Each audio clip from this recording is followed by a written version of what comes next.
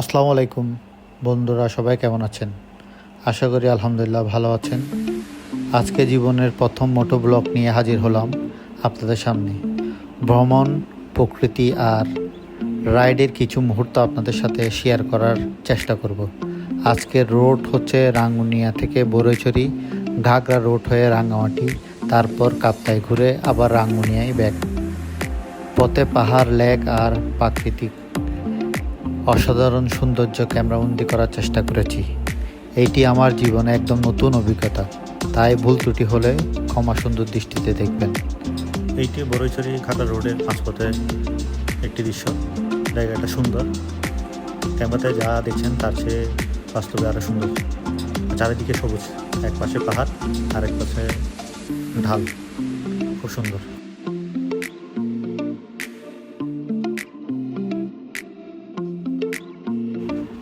রোডটি আসলে অসাধারণ।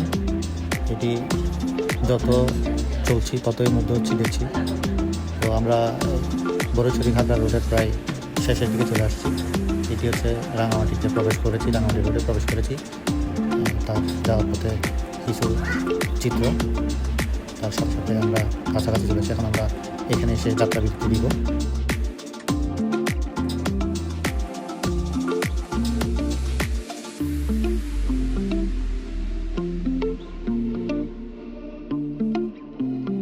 এটি হচ্ছে রাঙামাটির প্রবেশদ্বারের চিহ্ন।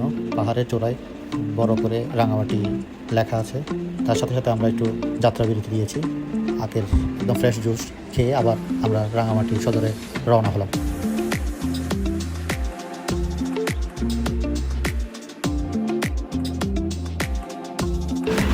রাঙামাটির প্রবেশ পথে ঢোকার সময় কামামাদের সাথে দেখা।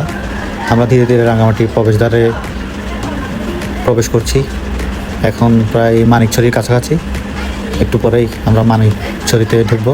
স্বাগতম রাঙামাটি পৌরসভা।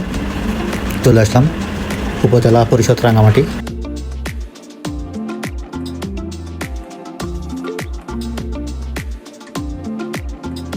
অবশেষে রাঙামাটি। দুপুরের লাঞ্চ বিরতিতে আপনাদেরকে নিয়ে আসলাম রাঙামাটির বিখ্যাত রেস্টুরেন্ট পাজন। আমি প্রবেশ করছি। এটি রাঙামাটির বিখ্যাত নামকরা রেস্টুরেন্ট। আমরা খাবার মেনুতে যা নিয়েছি তা হচ্ছে যে কাপ্তাই লেকের ফ্রেশ বাচা মাছ আর কেচকি মাছ, আলু ভর্তা, শাক সিদ্ধ, ডাল, কাতাল মাছ আর একটা সবজি। বিশেষ করে এটি আমার খুব জনপ্রিয় একটি রেস্টুরেন্ট। আমি যতবার রাঙামাটিতে আসি চেষ্টা করি এখানে ট্রাই করতে। খাওয়া দাওয়া শেষে রং চা দিয়ে শেষ করলাম। রাঙামাটির প্রবেশদ্বারে আসলাম। এটি হচ্ছে শহীদ মিনার প্রাঙ্গণের একটি দৃশ্য। খুব সুন্দর ভিউ উপভোগ করা যায় এখানে।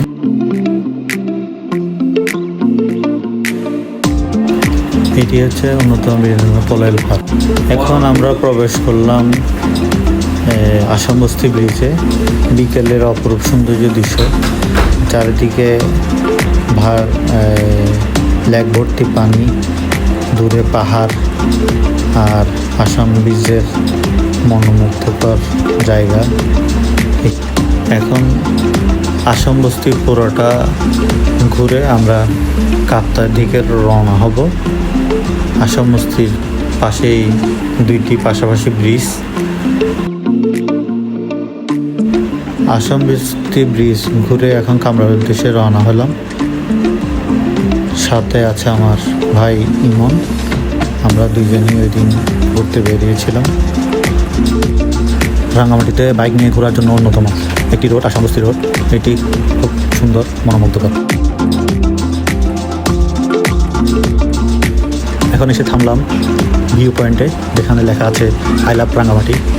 আসলে এখান থেকে কাপ্তাই লেকটা দেখতে এত অপরূপ লাগে, আমি ভাষায় বলে বোঝাতে পারবো না। একটু উপভোগ করুন আপনারা।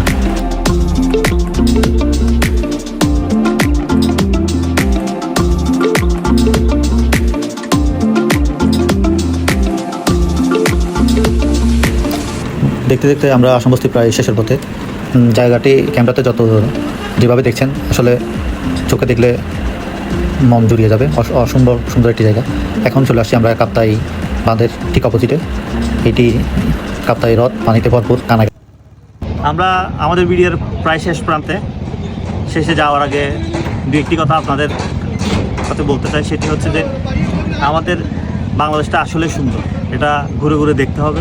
বিশেষ করে এই যে কাপ্তাই হ্রদের সৌন্দর্যটা দেখার মতো।